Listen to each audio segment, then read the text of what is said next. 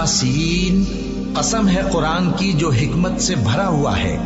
اے محمد صلی اللہ علیہ وآلہ وسلم، بے شک تم پیغمبروں میں سے ہو، سیدھے رستے پر ہو۔ یہ قرآن غالب و مہربان کا نازل کیا ہوا ہے تاکہ تم ان لوگوں کو جن کے باپ دادا کو خبردار نہیں کیا گیا تھا خبردار کر دو کہ وہ غفلت میں پڑے ہوئے ہیں۔ ان میں سے اکثر پر اللہ کی بات پوری ہو چکی ہے، سو وہ ایمان نہیں لائیں گے۔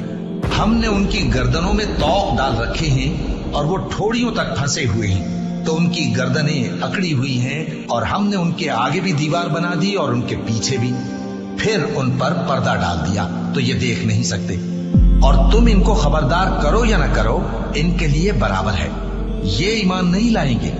تم تو صرف اس شخص کو خبردار کر سکتے ہو جو اس نصیحت یعنی قرآن کی پیروی کرے اور رحمان سے غائبانہ ڈرے، سو اس کو مغفرت اور بڑے ثواب کی